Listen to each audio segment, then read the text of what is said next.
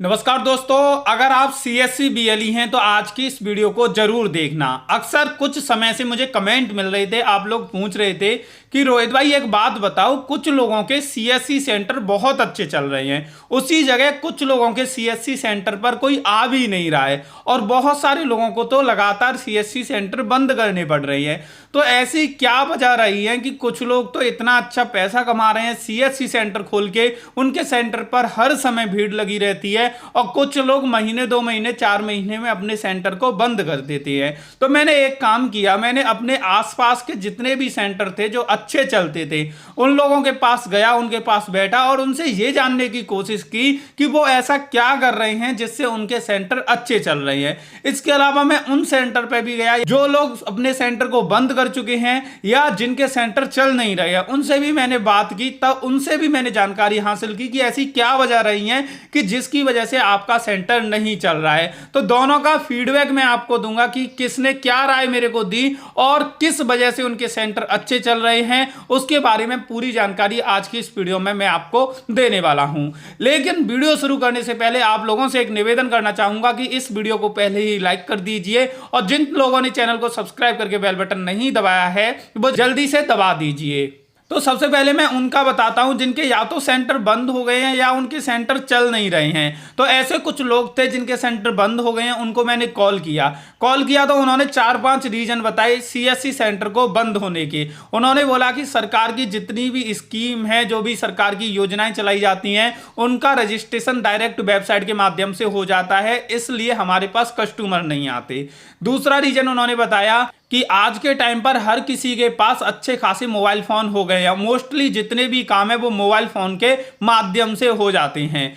तीसरी चीज उन्होंने बताई कि आज के टाइम पर जो सरकार काम देती है, जो कि सर्विस शुरू करती है, वो गवर्नमेंट ऑफिस में काम शुरू करा देती है। तो सीएससी सेंटर पे लोग इतने नहीं आते। जैसे आधार कार्ड का काम सारा पोस्ट ऑफिस में हो जाता है, इसके अलावा अलग अलग विभाग में काम हो जाते हैं, इस वजह से लोग सीएससी सेंटर पर नहीं आ रहे। अगली चीज उन्होंने बताई कि जो सीएससी की तरफ से दिए जाने वाला कमीशन होता है वो काफी कम होता है, जिससे सीएससी बीएलई भाई अपना खर्चा तक नहीं निकाल पाते और बहुत बार सीएससी को सैलरी देने की बात कही गई है और वो सैलरी अब तक कभी नहीं मिल पाई, तो इस वजह से भी उनका सेंटर नहीं चल पा रहा। एक और चीज उन्होंने बताई कि सीएससी सेंटर को खोलने में एक फिक्स कैपिटल यानी कि इकट्ठा पैसा तो लगता ही है, लैपटॉप, कंप्यूटर, प्रिंटर, मशीन वगैरह खरीदने में, जो कि 1.5 से 2 लाख रुपए तक का इन्वेस्टमेंट होता है। इसके अलावा रेगुलर खर्चा काफी ज्यादा होता है। जैसे अच्छी लोकेशन में दुकान देखते हैं तो 4 से 4.5 हजार की दुकान और उसके बाद रेगुलर जो खर्चे होते हैं उसमें भी पैसा जाता है, जिस वजह से उनकी कमाई इतनी नहीं हो पा रही जितने उनके खर्चे हैं, इसलिए उनको सीएससी सेंटर बंद करना पड़ा।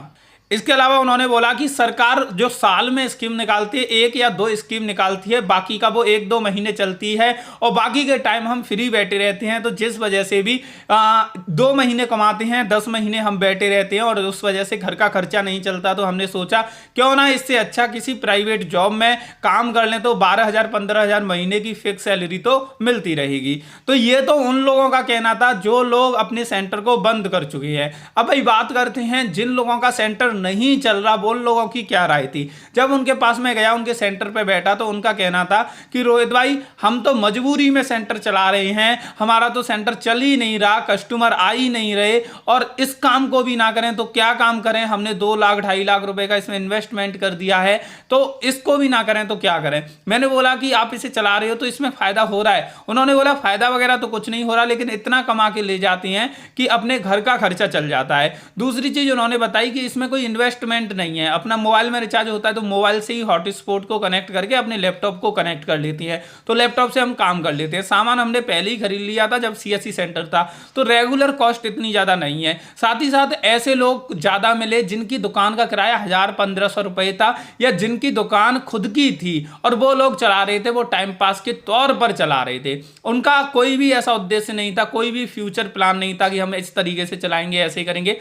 उनका बस ये था कि कोई ग्राहक आ जाएगा तो उसको सर्विस दे देंगे, नहीं आएगा तो कोई दिक्कत नहीं, घर की दुकान है और किसी और की भी है तो 1,500 रुपए का किराया है जो उनका वसूल हो जाता है। तो उनका बस सिंपल सा फंडा था, घर बैठने से अच्छा तो अपने सेंटर पे बैठ जाओ, वो ज्यादा बढ़िया है। अगर ग्राहक आए तो ठीक है, वरना यार दोस्तों के साथ यहाँ बैठ के गप्पे मारते रहेंगे। अब भाई उसके बाद मैं मेनली गया उन लोगों के पास जिनका नाम है हमारी साइड, जिनके सेंटर बहुत अच्छे चलते हैं, जो दो दो तीन तीन लड़के रखे काम कराते हैं। तो पहले मैं एक बंदे से मिला जिसका सेंटर बहुत ही अच्छा चलता है हमारे एरिया में।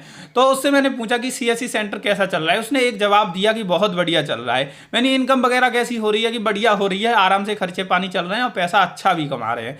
मैंने उसको एक बात बोली कि यार मोस्टली लोग सीएससी सेंटर को लेके ये बोल रहे हैं कि ये लेके हमने बहुत गलती कर दी, बंद कर दिया लोगों ने, बहुत लोग चला रहे हैं तो बस नमक मिर्च का खर्चा अपना निकाल रहे हैं, तो तू ये बात कैसे बोल रहा है कि बहुत अच्छा चल रहा है।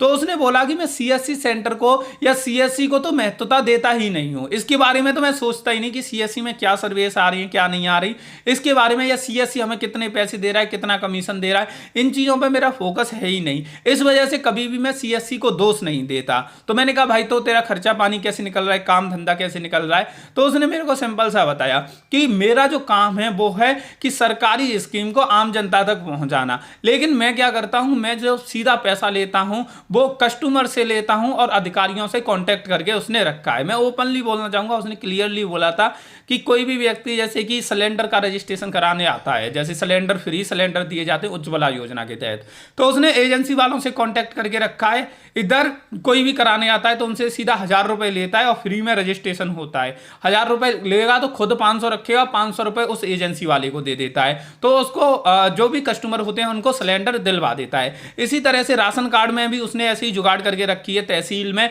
तो राशन कार्ड बनवाने के 2000 1500 ऐसे रुपए लेता है, तो 500 रुपए आगे अधिकारी को देता है, 1000 रुपए खुद कमा लेता है। तो इस तरीके की वो एक्टिविटी करता है जिससे उसका खर्चा चल जाता है। उसने मेरे को पर्सनली ये चीजें बताई, ऑन कैमरा में बता रहा हूं, उसका नाम वगैरह इसलिए नहीं ले रहा क्योंकि ऐसे नाम लेंगे तो ओपनली अगर ये बात आएगी तो उसके लिए मुसीबत खड़ी हो सकती है। फिर इसके बाद इसने जब मेरे को बताया कि मैं तो इस तरह से कमाता हूं, इस तरह के काम, किसी की पेंशन निकलवाना, किसी का पीएफ निकलवाना, किसी का इंश्योरेंस कर देना, किसी का राशन कार्ड बनवा देना, इस तरीके के कामों से वो पैसा कमाता है। अधिकारियों से कांटेक्ट करके रखा है, उनके थ्रू काम को करवा देता है और बीच में अच्छा खासा एक एक कस्टमर से 1000 रुपए 500 रुपए 800 रुपए ऐसे कमा लेता है। सुबह से शाम तक 2-3 भी कस्टमर आ जाते हैं तो 1000-2000 रुपए उसके सीधे हो जाते हैं। इसके बाद एक और बंदे के पास गया जिसका भी सेंटर बहुत अच्छा चलता है, उससे मैंने पूछा तो सेम जवाब उसने ये दिया कि देखो मेरे को सीएससी से कोई भी मतलब नहीं है, मेरा मेन टारगेट रहता है स्टूडेंट को लेके, मेरा मेन फोकस है स्टूडेंट के फॉर्म भरना, स्कॉलरशिप के फॉर्म भरना, मेरा ये करेक्शन वगैरह या आधार कार्ड पैन कार्ड निवास प्रमाण पत्र इनसे मतलब ही नहीं है। मैं टारगेट करता हूं स्टूडेंट को, जो स्टूडेंट हैं पढ़ने वाले बच्चे हैं उनको टारगेट करता हूं और उनको ही सर्विस देने का काम करता हूं, चाहे वो फॉर्म सबमिट करें, चाहे जॉब का या इससे रिलेटेड कुछ भी काम हो तो उससे रिलेटेड वो अगर चाहते हैं तो मेरे पास आते हैं। मेरे पास मोस्टली जो बच्चे आते हैं वो स्टूडेंट ही आते हैं। इसके बाद मैं एक और बंदे से मिला तो उससे मैंने बात की कि भाई तेरा क्या प्लान है, कैसा चल रहा है सेंटर। उसने भी बोला बढ़िया चल रहा है।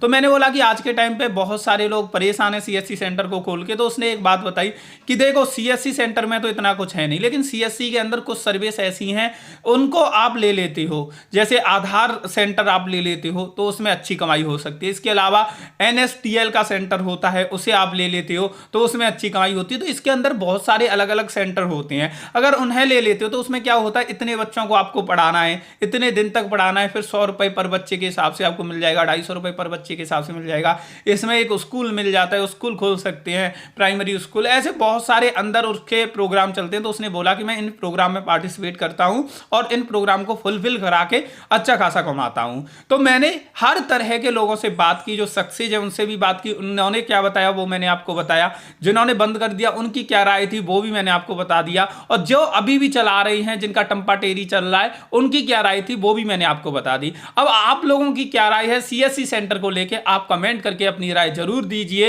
ये वीडियो आप लोगों को कैसी लगी वो भी कमेंट करके बताना। वीडियो अच्छी लगी हो तो लाइक कर देना, और जिन लोगों ने चैनल को सब्सक्राइब करके बेल बटन नहीं दबाया है वो जल्दी से जल्दी दबा दीजिए, जिससे इन फ्यूचर ऐसी वीडियो की अपडेट आप लोगों को मिल सके। आज की ये वीडियो देखने के लिए आप सभी लोगों का तहे दिल से बहुत बहुत धन्यवाद।